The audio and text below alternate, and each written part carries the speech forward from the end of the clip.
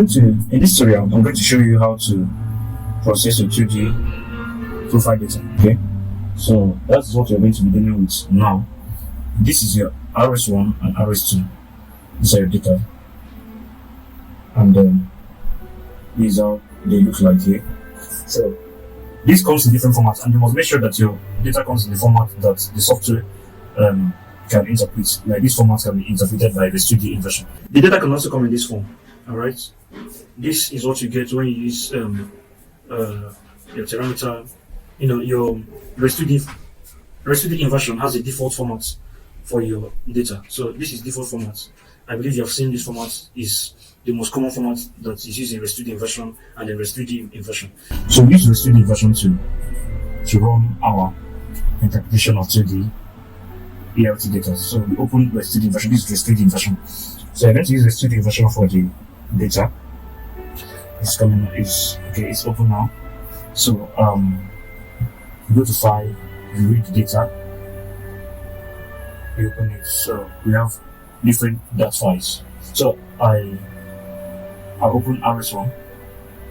Reading of the data is completed. So if you show you the properties of the data, show you the data spacing, which is 5. The kind of array that was used is not just one array. This is a Wenner measure array arrangement.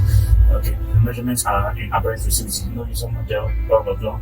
You know, you have the topographic data. Not all data have topographic data. So you have the topographic data. The number of the topographic data points is 8. You know, so on and so forth.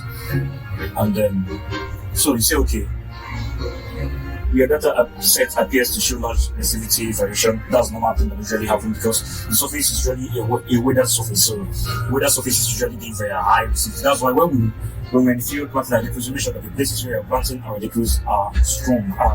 You don't have things that will cause unnecessary noise in the surface. So you just say okay. So fine, read data. Go to be able to save this the data we're looking for. So okay, we've done this already. So okay. So now the next thing is that we're going to go to our settings. All right, you're going to go to your settings. The first thing that we're going to do is to cut off factor to remove data. If you are going to set various things to, then we're going to leave it this way. Establish bad data points. If there are bad data points in your data, there are 17 invalid IP data points. The profile plot might not be meaningful if there are many neighboring invalid IP data points. So welcome to the edit data. So you see, this is how you can click on each point and delete any data point that is not good. So that you are going to leave it that way. I don't want to tamper with this data. With edit, do you want to retain changes? No, I don't want to retain any changes. So going back to that edit, you can splice, you can trim your data. You're not going to touch it. So inversion, damping parameters. First of all, before we set this data, let us just invert it and see what it looks like. Okay, carry out your inversion. Save your inversion data. It's saved already here, but let me save this one for the tutorial, for the sake of the tutorial.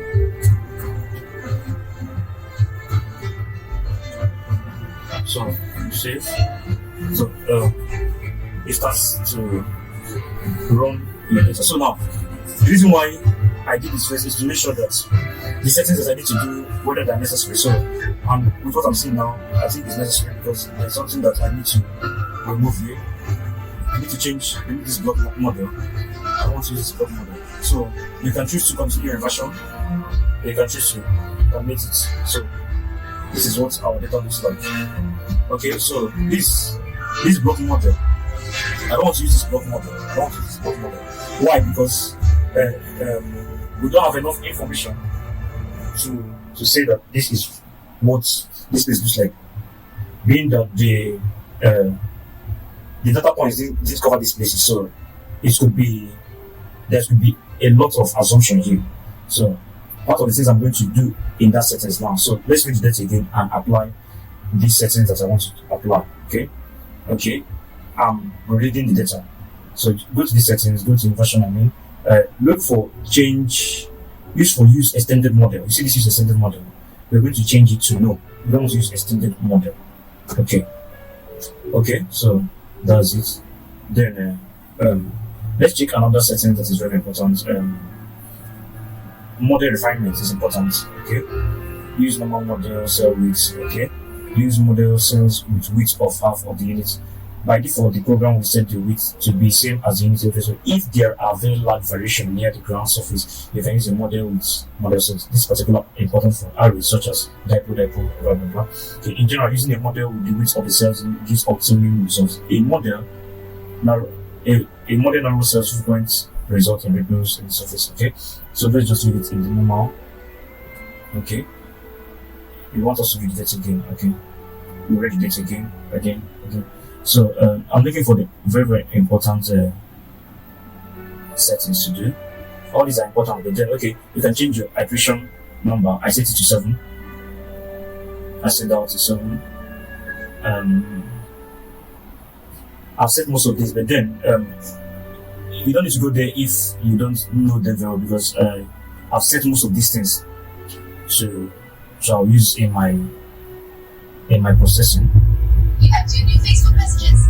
So let's just go straight to the point. So the point is to carry out your inversion. So RS1 inversion, say save. Do you want to do this? Yes, because you said before. So it's going to create the 2D model. So you see now, this is no longer that block model. This is now, we're using exactly what we have in our observed and our calculated models. So this is what you're using. We don't want to use that block extended model. So this is what we have. You want to continue inversion? Yes. You want to continue? Yes. You want to?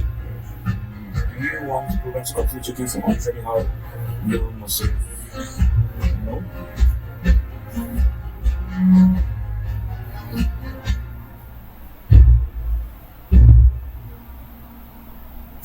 No. So we'll leave this one. So this is your IP. You go to display to show the results. Okay. Display, model display. Go to model display. Choose resistivity or IP display. You want to see both. Both of them. Okay. Include topography in model display. Okay. We have included topography. Okay. So say okay, your resistivity should be in logarithmic contour intervals and your IP will be in linear. Okay, so it has plotted it. So this is your resistivity up here. This is your IP down here. Okay, if you look at the surface here, you notice that these things are not smooth. It's showing wrinkles here. You see, this show that there is topographic data. This place is almost flat, but it's not very flat. So there is a drop in topography here. Okay, so look at this place now. You are having a very abrupt change in resistivity variation and conductivity variation and resistivity variation. So something actually happened here. This is probably a fault. Okay, this is a fault. So you see that there is no lateral variation. There's little lateral variation along at a depth of about 5 to 10 meters deep, down to 15. Then from 15 we started having lateral variation in resistivity. Okay, so we started having lateral variation in resistivity. So probably here there was a fault that brought in this higher resistive body up here, and a kind of a normal fault that brought in this higher resistive body into this place and folded up these layers. Okay, and folded up these layers. Again, it will be an inclusion, but then I think this represents more of a fault. So there is a slide here. This area went down, and this is our hanging wall. This is the what do we call it again? Hanging wall and the foot wall. Yeah. So the foot wall went up, and this is a hanging wall. So this is a fault. Then in our IP, you can see that there's not much change in the chargeability. IP is normally used to check for mineral ores, metallic ores. Something that is chargeable. Mineral ores, something that can hold charges, something that can conduct electricity and hold charges for some seconds. And that's what we measure to give us chargeability, that it can be chargeable. So you can only see some high changeabilities at the surface. It could be very electric wires, it could be metals that's on the surface, it could be weathered surfaces, it could be the roots of plants. Sometimes the roots of plants can hold changes, it could be anything here in the surface. Okay, so but then we're not seeing reasonable variation in chargeability here. Okay, so here you can also choose the display. You can choose to see only the resistivity, okay, and then display the model, okay. So it shows you only the resistivity. So this is the measure, this is calculated, while this is your model, your inversion resistivity section. Okay, so just that same thing, but then showing you the measured and the calculated pseudo sections. So we can also change it to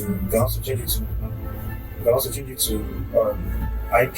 Look at only IP. Choose only the IP. Display the IP row, and it shows our IP display section. Okay. This is your IP model. Okay. Another settings we can do here is to change our color code. But these ones are not really important. So we exit our display window, exit, and go back to the main window. So that is how. So let's do the second data. How to. Okay. So the last settings still exist, so you can just use the normal settings that we have here. Carry out inversion. Give it a name. RS2.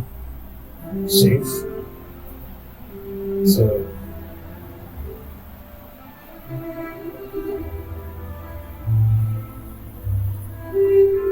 is this data we had before? Okay.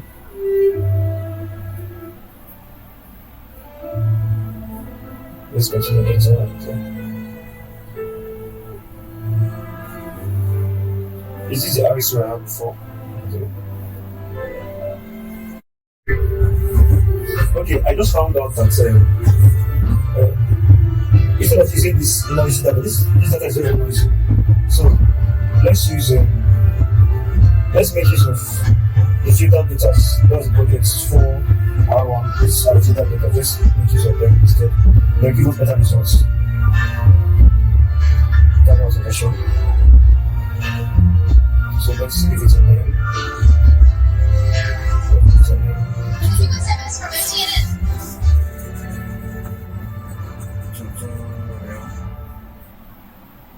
Bracket close, enter.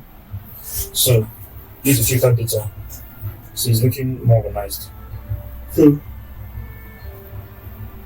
he's processing the IP and resistivity at the same time. Processing the IP, this is IP, this is resistivity.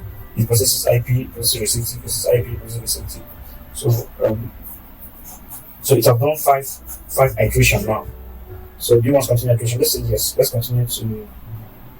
Let's say okay. The iteration is finished. So the data is ready. Okay. So we go to our display window, show resistivity, show inversion results. Okay. Display sections include topography in your model data. Okay. Let's include topography, number of iteration. Okay. So this is a resistivity. So you see the wiggles at the top to show that the topography is actually going down this way. So but the surface is not all that rugged, so it's almost flat. But we have little topographic variation. Okay, so we see the faults here. Okay, these are filtered data. So this is one we are using for your work. So this is filtered data. This shows the faults. These are faults. So and this surface drops down here. So this is our hanging wall. This is our footwall. So if you're going to save it now, we go to open your sniping tool. To snipe like a screenshot. New and snipe this data. Snipe it. So this is your data now. So there you can let me just pen to show you. Here, let me pen. So you see here, there is a fault here. There's probably a fault here along this line. So you can see that there's an uplift underneath here. So the fault is going this way. Here went down, here went up. Okay, so this is a normal fault. You have a normal fault, you have a reverse fault, you have a strike slip fault. So this is a normal fault where the hanging wall slides down while the footwall goes up. Okay, in a reverse fault, the hanging wall goes up while the footwall goes down. So this is how the fault probably works. Okay, so let me clear this line. I think the fault is probably more like this. Okay, the fault is more like this. I think the gradient is very, very high. It has a very, very high gradient. So this is for the resistivity. So you can save it. Let's delete all this before we save it. Let's delete all these markings. Then you can save. You can go to the session tutorial. You can go to PS1. That's the session 1. You can go to session 1, which you can now use in your file in your project. Okay. So let's go back to the display. Display window. Choose IP. We can choose IP and resistivity, or can choose only the IP. So display data. Okay. So this is IP. Okay. So you can choose to show two of them together. Let's show two of them together. Resistivity and IP. Display. Okay. So this is your resistivity model and your IP model. The IP model is not really showing any variation in checkability. Okay, I've explained to you that. Okay, I'll see it to that. So you go to sniping new, and snipe this. So we are sniped now. You cannot see this as PS. Let's use that word. Okay, I must save it as PS IP and where is an IP? Okay, I just want to make it different from the other files I've seen before. So you save this. It minimize your sniping to go back to your display. So we exit now. So this is how I run the data. So I do the same thing also for the second data. You send it for the second data, the second filter data. Okay. So I've done this. I'm just trying to show you how the version is done. So we click this second data. So we call it tutorial. So it's not the place tutorial. So just wanted to change names. Okay.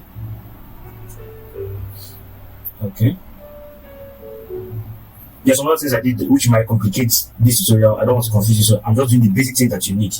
So because if I start going to the settings, it's going to confuse, it's going to be a bit complex. So these are the basic things you do to process your data. So use it. Okay, so I think I stopped at like 4 iterations, which is okay according to. So we go to our display, show inversion results. Okay, display model, let's show resistivity and IP. Okay, also display include topography. Okay, let's do that 4. Okay, so these are your 2. So now you see that in this line, you might be wondering why the colors are different. So the color scales are different because the data ranges are not the same. I think I've explained this before. But these are 2 parallel lines, so it's not actually the same place that they were taken to. But right here, the resistivity of 71 to 22 is shown with red with purple. So I'm trying to correlate the 2 lines.